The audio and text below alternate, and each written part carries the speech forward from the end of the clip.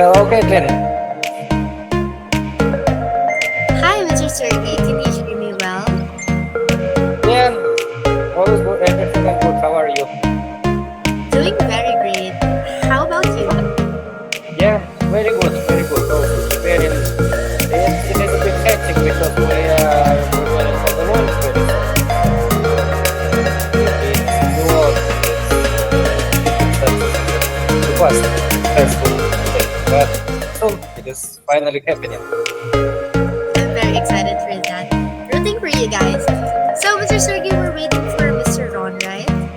Yeah, yeah, Okay, so let's wait for a few minutes for Mr. Ron. Okay, so let me just confirm as well if we are live now. Okay? yeah. Let me send the link to him once again. So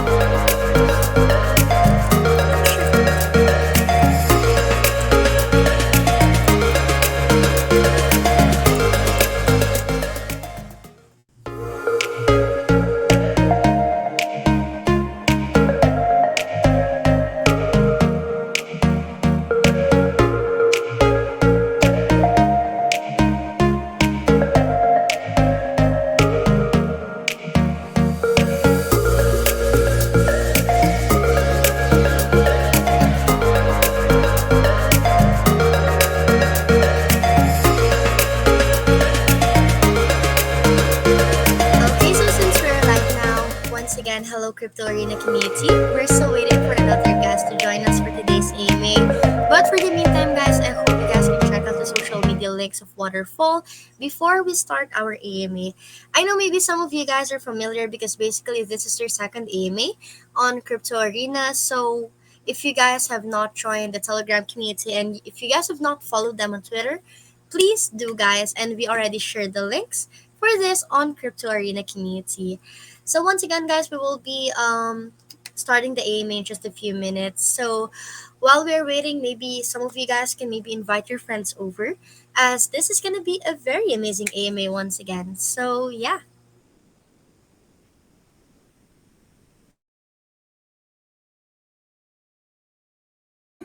yeah, let's please give it a couple of minutes, and yeah, if not, we can start, and yeah, I will fill you in on the on what is going on and what is planned to happen.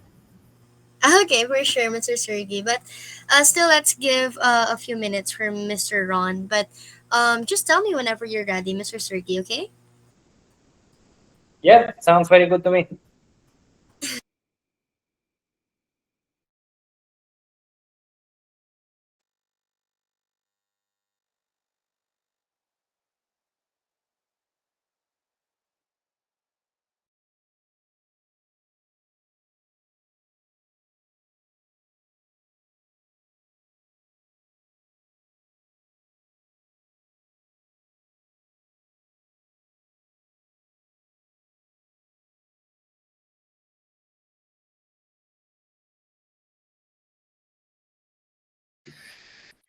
Um, well, Caitlin, I think let's not make our audience wait. We can start basically, and then Mr. Resnick will join us, and we will yeah, and then he also will join our discussion. Sure, Mr. Sergey. So, once again, hello everyone. Hello, Crypto Arena community. Welcome to another Binance Live AMA. And today's AMA that we are getting to talk to is, of course, Waterfall Network. So, I know maybe some of you guys have been familiar with Waterfall because, like I've mentioned before, this is their second AMA onto our community. So, if you guys are new to this, maybe if some of the things that we mentioned here may not be familiar with you, you guys can maybe view the replay of their first AMA once again onto our Binance Live. But once again, here's our second AMA with Waterfall, and today's AMA, guys, we will be joined by Mr. Sergey once again. But today we will also gonna be joined by Mr. Ron Resnick later on, if he's gonna join later on. So we will get to know him later on when he joins. But for now, guys, we have Mr. Sergey joining us for today. So once again, hello, Mr. Sergey, and welcome to Crypto Arena. Yeah, hello, Caitlin, and hello, dear community of Crypto Arena. I'm pleased to be here, and yeah, excited to share the updates of Waterfall. Very wonderful. Once again, Mr. Sergey, thank you so much for coming back into Crypto Arena community. So before we actually get into this, let us first maybe have a little bit of an introduction, right? So, Mr. Sergey, maybe some of our listeners may already know you, but for the second time around, can you maybe introduce yourself briefly, and maybe you can also provide us a little bit of an introduction, just a quick overview about what Waterfall is all about. Yeah, with pleasure. Well, my name is Sergii Grybniak. I hold a PhD in computer science. Basically, Waterfall is actually my PhD, and I will share some background of me, and you will understand how I went to this. So, basically, I'm 18 years in software development. I started I started my software development company. I started it from a one-man band to basically and grown it to 60 employees. I also was joining I was starting some projects and joining some projects, typically as a technical co-founder. And one of such projects was acquired by one of the top 10 banks in the top 10, I think, at that time. Maybe right now also. I'm not following the charts, but they were in top 10. Yeah, they were acquired by Capital. I'm sorry, they were acquired by one of the top 10 banks in the United States. And yeah, it was a Web 2, but not Web 3. So also, we actually, my journey in Web3 started from basically all my career I spent as a builder in the Ethereum inspired ecosystem. So since 2017, I'm doing this. In the basically one of the first layer tools which was built for Ethereum based on Plasma, which was popular at that time, and we were not the only one who were doing this. But there was also the basically our GitHub repository was first at that time with working prototype of Plasma Cache, and it was released like a couple of weeks after Vitalik Buterin presented this design pattern. So we were doing some experiments with this kind of layer 2 approach. It didn't look to us as a transition from 0 to 1, and we actually from technological standpoint. And again, we have nothing to say about layer 2s and their advancements, and it may be a viable concept, but we at that time decided to explore, we can say, more technologically advanced solutions. And I started my PhD with again solving the same problem: how to the scalability solutions with the focus on the directed acyclic graphs. So this essentially I went through pretty much every present technology at that time, and basically this is how Waterfall was born and created. So let me share a couple of updates. Actually, a couple of insights of what is Waterfall. Again, this is supposed to be non-technical AMA. So Mr. Resnick, by the way, called just now. So probably he will be joining. But while he is joining, I am going to share the on a very high level what is Waterfall. So here is the basically 1 second. I will start sharing the screen. So yeah, this is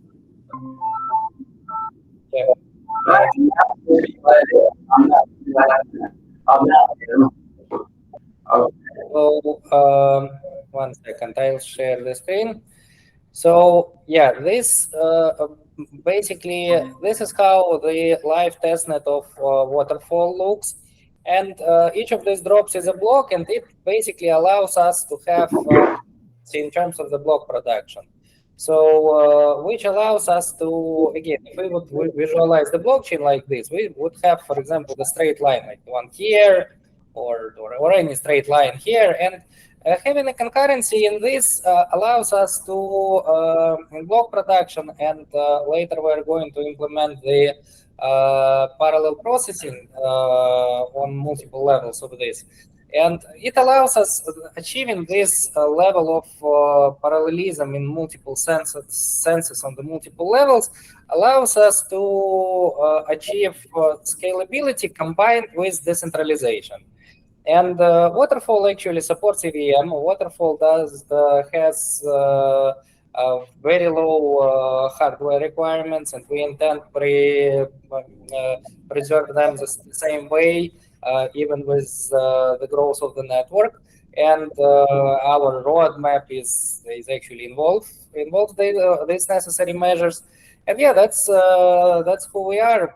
Basically, our testnet currently, our first testnet is started in on October of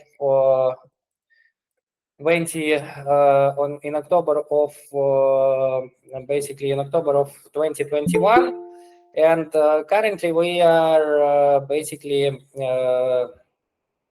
it is already like more than 2 years in the testnet, and we have 2,768 validators in our testnet. Worth saying, I mean, it needs to be said that 2,048 of them is controlled by us.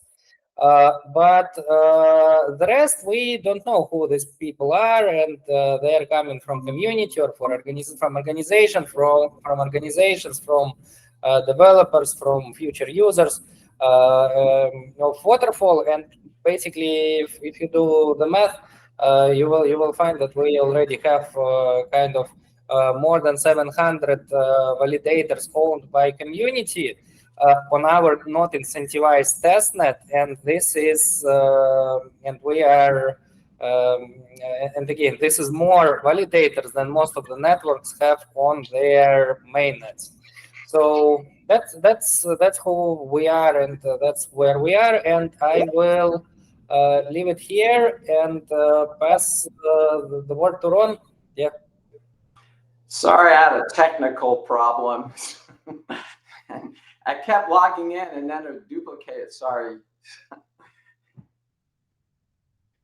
That is totally okay, Mr. Ron. Once again, Mr. Sergey, thank you so much for that very great introduction about yourself and also about Waterfall. So now let's pass the microphone to Mr. Ron. So, Mr. Ron, since we are still starting our AMA, can you maybe introduce yourself to our community?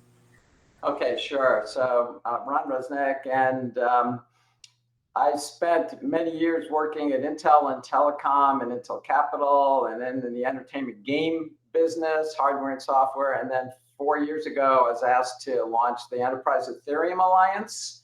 So I grew the Enterprise Ethereum Alliance and spent 3.5 years there, and then saw what was missing as far as helping developers really empower their own world of decentralization to really make a change.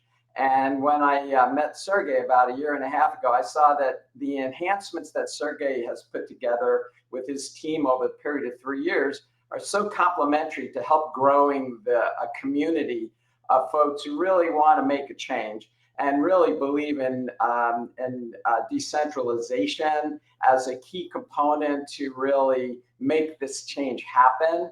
And so I joined them. So I'm part of a company called Blue Wave. I'm CEO, and we are the developer of the Waterfall protocol that we're all talking about here. Thank you very much once again, Mr. Ron, and welcome to our community. Okay, so now, since Mr. Sergey already provided our community a little bit something about what Waterfall is all about, now let's discuss maybe some important questions as well in related to Waterfall. So basically, Mr. Sergey mentioned earlier that Waterfall is aimed to solve scalability. But as far as I remember when I was reading through your website, I've read that Waterfall is actually solving a trilemma. So, guys, my next question for you guys is, can you mention some of the relevant problems in the crypto space, specifically the trilemma that you guys are addressing? And by which solutions will Waterfall offer for this? So should I do it at a high level and then you do it deeper? Sergey. Okay, from more non-technical perspective. Anyway, I've been seeing this trilemma issue from the day I started my work in the Enterprise Ethereum Alliance, okay? And it goes even further back. And I remember that 5 years ago, they're always talking about how many transactions per second, and it can never work, and they compare it to, making transactions with MasterCard or whatever, and then and sacrificing decentralization. So this has been going on forever, right? And so, and I think that it will continue to go on forever. It's the kind of thing that we do better and better and better to try to get the benefits of what a centralized solution delivers, which obviously is massive scalability. But of course you have centralization, not decentralization. And we're the opposite end. This is what's been going on. So where do you get the convergence, right? And so what Waterfall has built is what I believe, and we hope the community believes, because it enables them to build applications and services that will address what the future folks want to see happen, which is more decentralization, and still be able to get the scalability level and to support whatever the applications and services demand. And so so that's where we are. We think that by what will be offering, what will be offered through the Waterfall platform is a great next step for the community to really investigate and determine, and it's EVM compatible. So all the work I've done in EVM, they could go ahead and use it, and it's low node requirements. So that's it at a high level. And we can go over some of the applications and services that developers are going to be building. It's to you, Sergei. Yeah, thank you, Ron. So yeah, well, it's a non-technical session, so pretty much on the high level and on non-technical level, you covered mostly all of it. But what I have to say is actually, well, there are a couple of things about trilemma. So trilemma, actually, it is like security, scalability, and decentralization. There are two types of security, probabilistic and deterministic. But generally speaking, security is kind of a must. So if fintech doesn't have security, there is no fintech. So in reality, the main trade-off is happening between scalability and decentralization. And this is why we are actually pointing out to this, because, for example,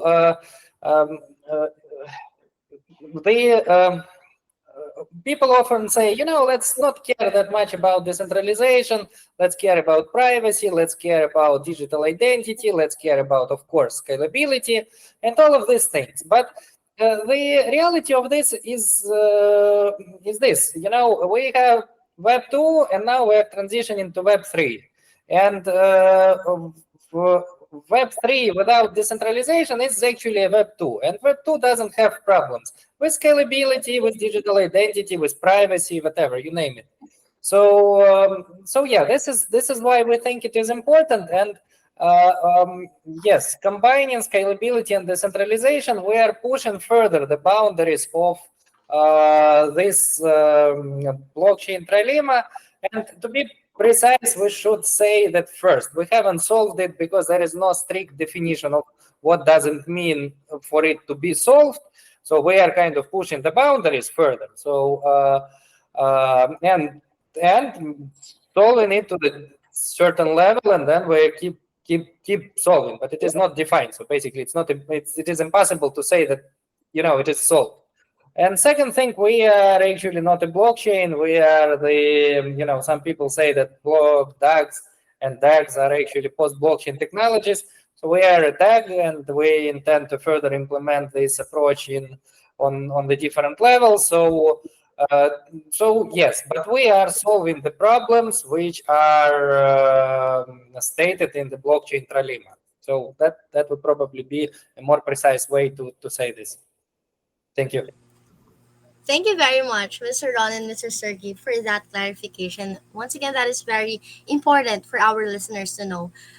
Okay, so now on to the more non-technical questions that I have for you guys. First, let's start off with competition, right? So basically, the crypto space is a highly competitive space. So my question for you guys is, how does Waterfall differentiate itself from other platforms? And can you name some of the best competitive advantage that Waterfall has? So when I think about competition, I don't. And so I don't think it's important, because if you take a look at what everybody's making, they're all making the same kinds of claims to support, this trilemma, et cetera. But what's most important is what we've built. And we would encourage the community to take a look at everybody, let them do it. And what we will encourage, and we'll be making available very shortly, hopefully, is a protocol layer that enables them to do the best job that they can do in building their solutions. They can decide about the competition, but we're not here to say one's better and worse, because it's not that important. It's more important for the community to make their own decisions. And by the way, if we make a claim and you ask the next AMA who claims to be, you're going to get the same kinds of answers. So our view of the world is we're not concerned about competition. We're concerned about building the best that we can build. And Sergei, with a great team, have done that. And then take a look at it, get started. They'll be able to do it really soon. Sergei will talk about that. And then here's where we'll be different, maybe not. If we get the community behind us, and we're going to talk about some of the projects we already have going without even launching, we've got a whole bunch of them. We want to hear from them. And then if they get a hold of Sergei, and I won't post his phone number publicly, but at least we'll have a way to get a hold of him. We're going to take a look at it, because we want to help the community get the best out of what we built. Yeah, should I provide something, or I shouldn't? No, we don't need to, Sergey. I don't think we really need to go detail we're better or not, to be real honest, and so if you want to, go ahead, but I don't think it's that important. I think they can go take a look at what we've got. Yeah, well, we also were highlighting this in our previous AMAs. So people who are interested in this, there are different comparison metrics. In a nutshell, there is a wide variety of protocols, and it is very hard to actually observe what everyone is doing. But it still boils down eventually to the same trade-off. They all look very different. Until you start counting the number of validators. And when you start counting the number of validators, there is a lot of similarities. Powerful servers, strong connections, they are kind of located near each other in terms of the connection speed and the bandwidth. So basically, yeah, we are aiming to address the more more higher goal of decentralization. It makes the task a little bit more complicated, and there are, of course, risks in this, but we're enthusiastic, and we are so far not aware of any issues which will prevent us from achieving this goal. So that's what we do. Thank you once again for that answer, guys. So now another question. So Another question that I wanted to ask is what resources and support does Waterfall Network provide to developers that is building on the platform? Did you want to say something? Go ahead, Sergei, if you want. Yeah. So, developers is a little bit of my area. So we, of course, basically you can go on our website and go to talks.waterfall.network. So Waterfall is covered by documentation, and currently, after the launch, we will be releasing a lot more documentation on how to integrate and how to properly participate in the, for example, contributing to the security of the network through staking. And there are at least three directions of this. First is actually to stake the you can stake on your laptop or your personal computer by downloading one-click setup node. You can stake it on Amazon, Hetzner, DigitalOcean, and Google Cloud. And by the way, we are a participant of Google Web3 startup program of Google Cloud, which actually allowed us to do some pretty impressive testing, which are reflected on our social media channels. So please go ahead and check them. And also we had already experience in organizing and sponsoring the hackathons. And then on one of them, we actually got the absolute majority of the team. So team selected Waterfall compared to multiple other projects. I will not name them, but yeah, they were good projects. So yeah, that's and we also are implementing the again. This is not actually our duties like Ron's and mine, because we are more like on the software development side. So association is doing it, but we have pretty experienced and impressive people working with us who know how to do this. And they basically they're implementing the ambassador programs. They're implementing the different community engagement activities.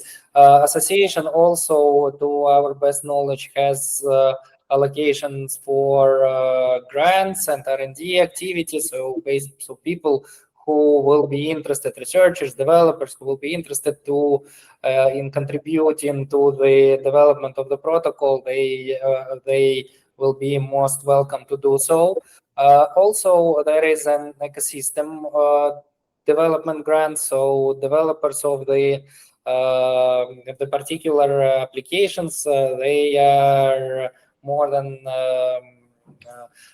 welcome to apply for them as soon as the program is ready. And by the way, to this program, we are planning to implement the DAO-based voting. So to the certain high level, the decision should be made by community about, okay, this is the application which needs to be present. This is what we're going to use. So yeah, and there will be more to this. We actually there are some. We can say we were providing also developers with marketing support, and we currently are having at least 2 announcements per week with new partnerships, with new projects, and we are planning to increase it. We have processes in place for this, and we are planning to scale these processes. So yeah, that's where we are. And yeah, if you are a developer or a project, and you are looking for support and get deployed on Waterfall before our launch, which is coming very soon, we are more than welcome. And by the way, we are already past, I think, 80,000 members in our communities. We haven't done any airdrops or any bounties, etc. So basically, these are people coming from AMAs, from influencers, from people spreading the word. And we are more than happy to introduce the project to this community. So people, developers and projects which are deploying right now, they may initially receive this community, and 80,000 is a pretty big number, and we probably, prior to launch, with the pace it is currently growing, we probably will be able to hit 100 or even more thousand, and this is a good initial market for the projects to be involved. So yeah, thank you for this question, and yeah, happy to provide any more details if needed. Thank you very much as well, Mr. Sergey, for that. And actually, my next question is still related with the developers. Okay, so the question is Waterfall Network's code base open source? And if so, how can developers access it and contribute to it? Okay, at the highest level, for sure, we are definitely open source based on an Apache 2 license, which is the most commonly used for diversification for developers to take the code wherever they want to go. It'll be accepted everywhere. So for sure, we're open source. If Sergey, you want to provide a little more detail on that, over to you. Yeah, thank you, Ron. So we are, yesterday we finalized the security audit with Hacking. You can, I mean, we finalized it a little bit earlier, but yesterday it was released. So you can find it on the community channels of Waterfall, which are controlled by Association of Waterfall, and you can. We are planning to, after the launch, we are planning to conduct the secondary security audit by another independent provider. Then we are also going to utilize the some platform, and we are currently looking closely to Hacking provided bug bounty platform. So then after community, basically we're having secondary security audit, and then we're having the results of the bug bounty from independent developers. This will be the time when we are going to make the code open source. And at that time, we are welcoming actually developers. We're inviting developers and researchers to join our efforts, and we're more than happy to make it as decentralized as possible. Yeah, thank you. Very fantastic to know. Thank you so much once again, Mr. Ron and Mr. Sergey, for that. All right, so another question, since we are earlier we talked about some problems, right? So my next question for you guys is, what scalability solutions are being considered or implemented to ensure that the network can handle future growth? So yeah, they are again non-technical AMA. You are more than welcome to attend our technical AMAs, where we go into details of this. But on a high level, so we have currently concurrent block production. We are later on going to implement parallel execution on a single shard level, and then a concept of virtually unlimited sharding, which is going to be like a parallel execution on the multi-shard level. So basically the simplest way to explain the concept, again, it has many details in this, and it is different so in many ways how other people are doing this, but it is a state sharding. So if we think about, again, keeping this high level, there was the time when we had like a single core computers, right? So there were like Intel, Pentium, etc. Prior to them, there were, and these computers, they had like a processor which was processing the tasks like linearly. Basically, they have a linear order for the task, and they were doing one thing after another. And later on, and yeah, basically companies were developing different approaches how to increase the speed of this single core processors. But later on, we switched to the world, and it was introduced like multi-core multi-core processors, which are currently everywhere. And basically, they concurrently solve the tasks, and we are on our software level are going to implement the same. So basically, this parallel concurrency in terms of the production, concurrency in terms of the processing, essentially leads us to the concept, which again many protocols are talking about, world computer, right? We can say that we are like multi-core world computer, and this is the innovation. We are a highly decentralized multi-core computer. So, and this again, some people may think, okay, but why do we need this? And this is like the the question for example, there were single core computers, right? And then there are multi-core computers. And what was the difference? Is it just like a parallel execution and the growth of the scalability of the procedures? Yes, it is this, but look how world has changed over the last 20 years, right? Because of the introductions of these technologies. And this is the next step in the technology development. And now all this beauty of this digital world is available because of, in particular, at least partially because of this innovation. So we are introducing the next step in the industry development, and we are highly enthusiastic about it and excited to do it. Yeah, thank you. Thank you so much as well, Mr. Sergey, for the very detailed answer. Once again, that is very amazing. All right, so now on to my next question, which actually is the focus of our non-technical AMA for today.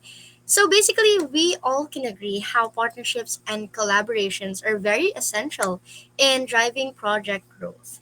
So actually, this question have two parts. So first, let me ask Mr. Ron. So Mr. Ron, can you tell us some of the partnerships that Waterfall is trying to forge with?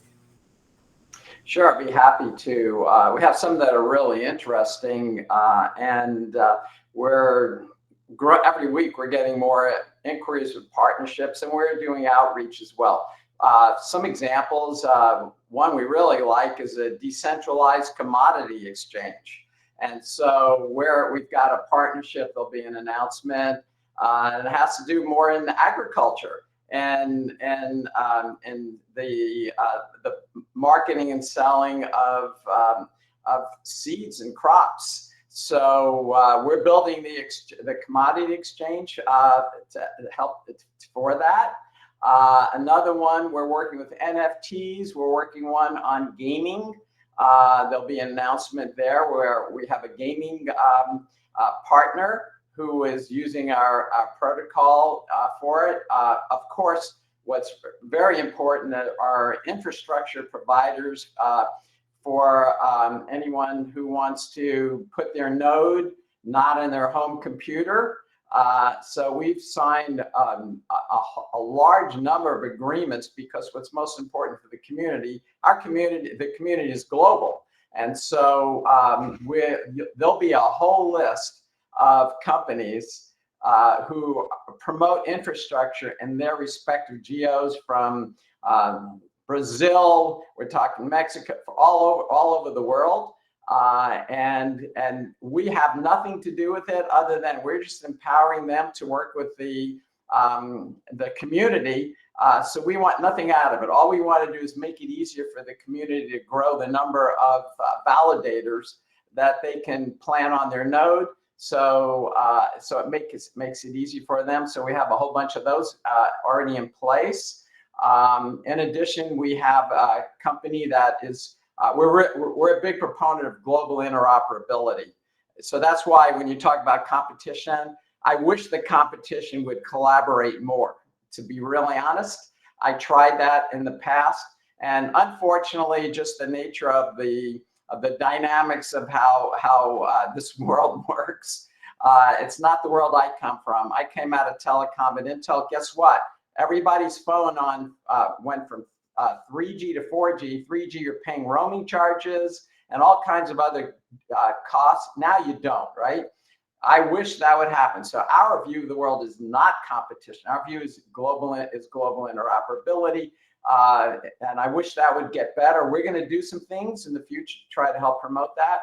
So we've got an agreement that will be announced shortly on bridging interoperability to the other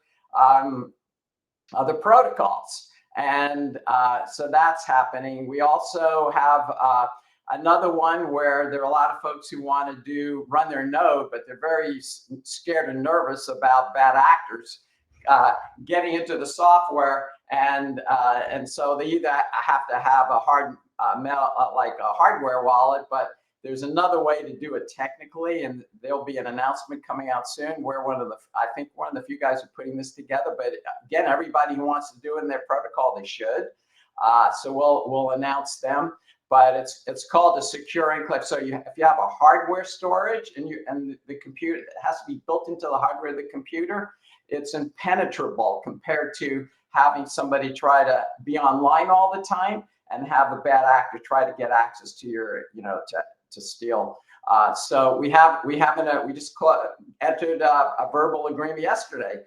Sergei and I were in the call with it. It's really interesting of what's going to happen there. And I think a lot of the community is going to be really interested in that because that's a scary thing to think, oh, I'm online all the time.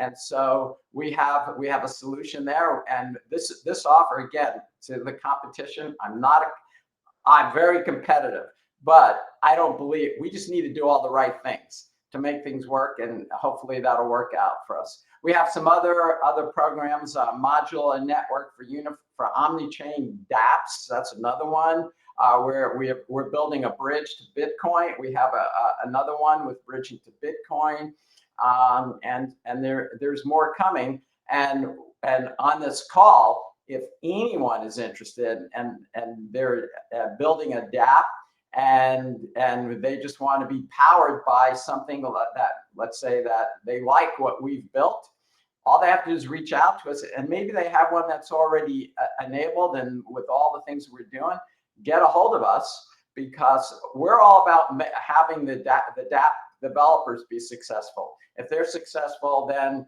hopefully that'll work out for us. Thank you so much, Mr. Ron, for that. And now, in connection with Mr. Ron's answer, Mr. Sergei, can you maybe now clarify to us how do these integrations benefit the Waterfall network as well as your users? Well, yes. Thank you so much for this question. We are.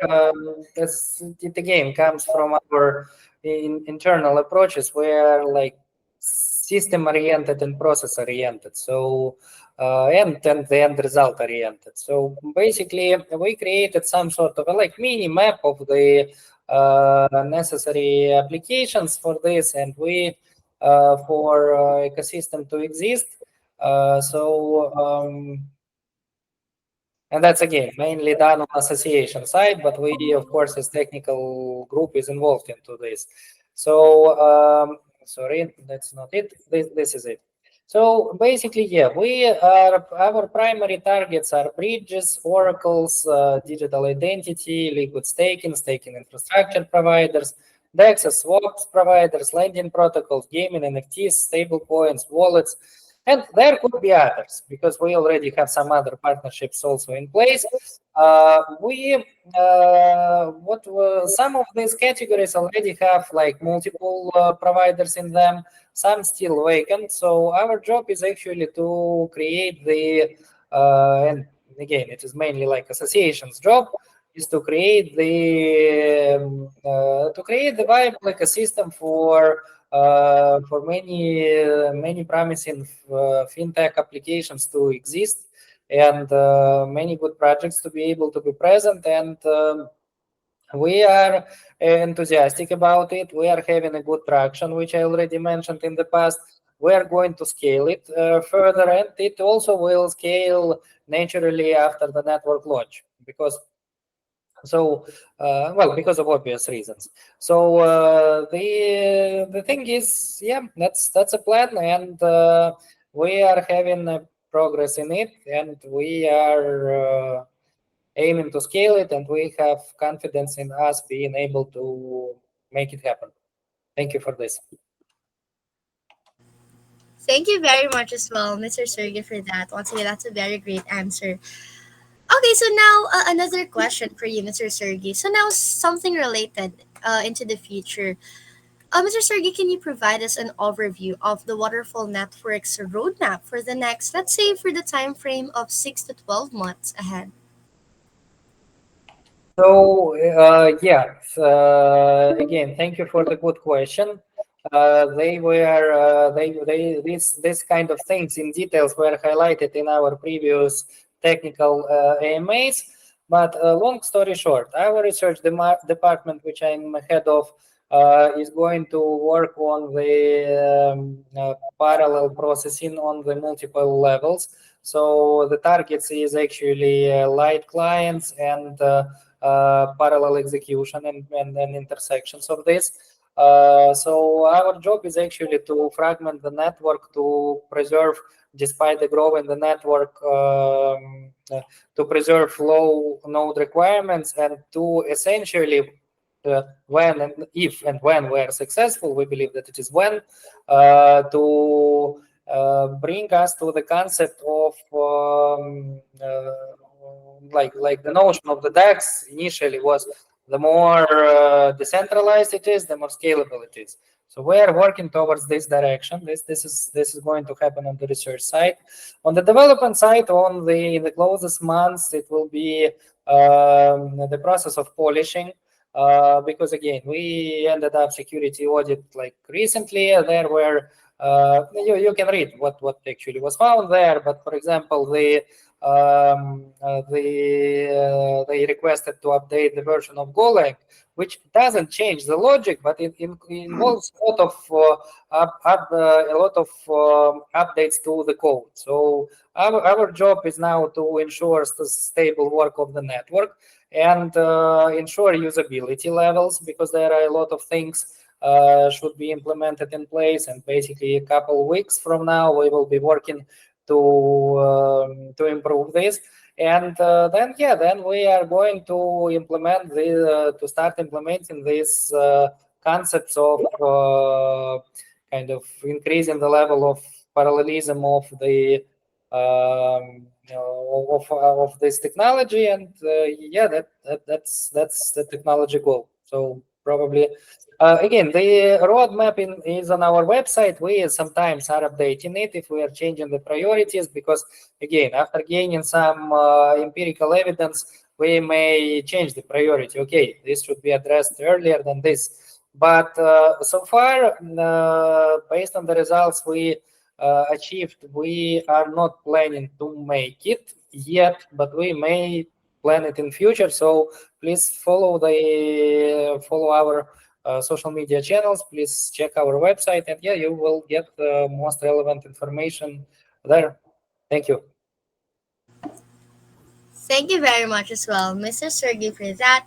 So once again, guys, a detailed discussion about the roadmap is provided into our previous AMA, which is the technical part of Waterfall. So if you guys are curious about that, you guys can watch it on the replay section of our Binance Live channel. Okay, now on to our next questions. On to our next question, guys. So, are there any educational resources and tools that Waterfall would utilize in order to induce mass adoption? And how will you guys facilitate the shifting from Web 2 to Web 3? Okay, well, I think that should happen on its own. It's really interesting when you talk about Web 2 and Web 3. And I've talked to some folks in the enterprise space, because that's the world I came out of. Some of them, it's really interesting. There's not a clear understanding, and I believe this yet, of how Web 3 will impact the global ecosystem, including the community. How does it integrate with Web 2 solutions? And so, so the bottom line is what we're trying to do. There are solutions that are Web 2 based, and there's solutions that are Web 3 based. I actually think that with what what you're seeing on the waterfall, obviously that is to empower Web3 and really make it work. And then it's up to the application developers to figure out what they do. And so when I think about the purists who are going to build something that is solely decentralized, it's challenging and has issues just as much as the folks who are the purists who just only believe in a centralized world. So I think we'll see a lot of efforts by folks who are claiming to make, for example, I'll give you an example, decentralized storage. It's very challenging now because how do you compete against going to a Dropbox or a Google where you can get an instant answer, right, on something, or even a ChatGPT? Okay, so if we had to ask all these folks who are believers, and I am too, and I know folks who are building open source AI or large language models, how do you make it work? And so I think so to your question, I think if anyone gives an answer that says we really know what's going to happen in Web 3.0, I don't know what drugs they're on, but I think that it makes sense for us to keep working hard at our level, and that's what Sergei's team spent 3 years on. We have the right resources, I believe, so that the folks who are going to build, and they're real believers of how decentralization is going to help and build a better society and do all the good things, well, at least they have the right tools, and that's all that we can do. If we don't know, I mean, there's like what Sergei is showing, all these things, bridges, oracles. Those aren't the solutions that can be offered out in the world. Those are tools. Those are things that they are going to use, and then it's up to the developers to use those things, right? And in my world, when I was even at EA, I helped them put together an architecture stack, because back then they don't even exist that well. there were folks like the chain link. I know a lot of these guys. They're busy working to try to do things so you can get decentralization off chain and stuff like that. So Web3, Web2, I almost don't like the fact that we're even using those kinds of terminology. It should be, what's the better way to build a world that makes good for the community? How do they implement solutions that are decentralized with the right tools, which hopefully we're one of them? What are they going to build? And if I had to guess, I think you're going to see combinations of solutions, because you still need, a way to get access to sometimes something centralized, and it'll be a nasty word, the hypocrisy.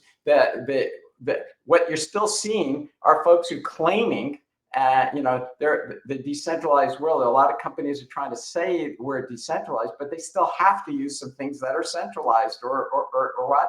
And there's nothing wrong with that. So what we're gonna that's a long answer to your question. I don't like to split Web 2 and Web 3 like that. I think it's really, where is this going? And I'll end with this. When I talk to folks in the enterprise world, they don't like it either.